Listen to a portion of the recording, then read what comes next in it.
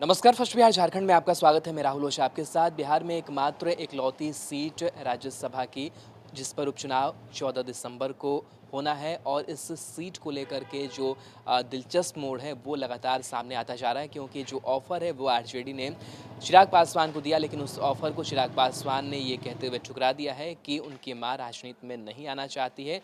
फिलहाल ऐसी कोई जो संभावना है वो नज़र नहीं आती है, जिसके बाद से अब ये उम्मीद जताई जा रही है कि आरजेडी अपने तरफ से जो प्रत्याशी है वो देगा राज्यसभा उपचुनाव के लिए, और ऐसे में जो चुनाव की मतगणना की जो नौबत है वो आ जाएगी, यानी कि मतदान होगा। लेकिन इन तमाम चीज़ों को लेकर के स्वास्थ्य मंत्री मंगल पांडे का जो बयान है वो सामने आया और कहा गया कि जिस तरीके से संख्या बल नहीं होने के बावजूद भी जो आरजेडी है वो प्रत्याशी उतारने की बात करी, तो उन्होंने यही कहा कि लगातार इधर के कई दिनों से देखा जा रहा है कि जो राजनीतिक क्षरण है वो तेजस्वी यादव का हुआ है। लगातार जो भाषा की मर्यादा है वो उससे भूल रहे हैं।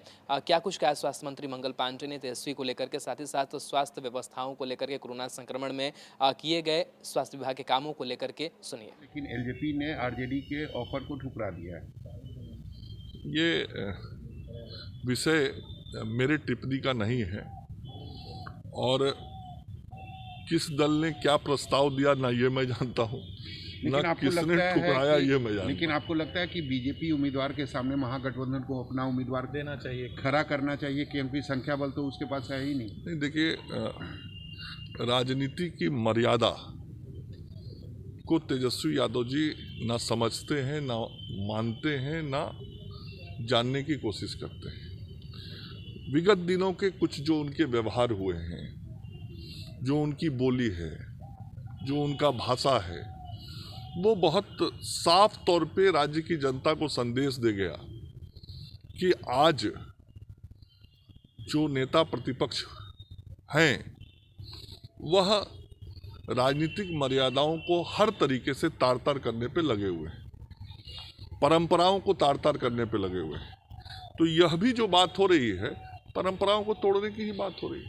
नहीं, पूरे देश की बात यदि करें तो बिहार में जो कोरोना की स्थिति है वो पूरे देश में सबसे बेहतर माना जा सकता है कोरोना के खिलाफ लड़ाई में।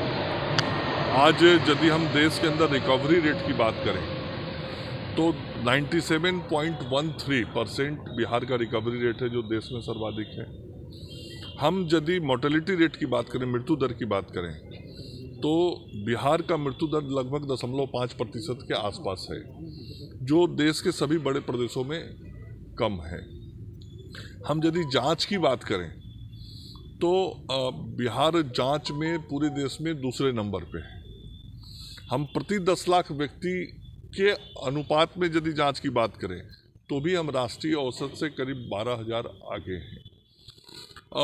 हर प्रकार से देखें तो परिणाम अंत में निकल के आता है कि आज हमारे पास जो एक्टिव केस है, मतलब जो आज की तारीख में कोरोना पॉजिटिव मरीज हैं, उनकी संख्या 5,550 के आसपास है। तो यह संख्या भी बताती है कि राज्य में जो कोरोना का प्रभाव है वह बहुत अब सीमित हो गया है, नियंत्रित हो गया है।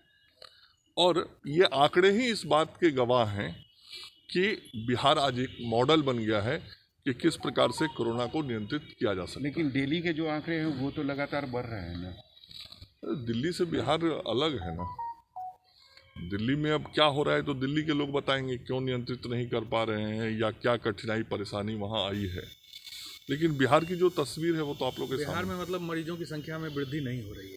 बिल्कुल नहीं। आप जब देखेंगे पिछले लगभग 15 से 20 दिनों के मामले को, तो जो एक्टिव केस है वो 5,000 से 6,000 के बीच में ही रह रहा है। और दिल्ली हो या कुछ और जगहों की बात करें तो एक दिन में केवल इससे अधिक पॉजिटिव मरीज आ रहे हैं। तो अब दूसरे जगहों पे कैसे स्थिति को नियंत्रित किया जाए, इसके लिए वहाँ की राज्य सरकारें प्रयास कर रही होंगी।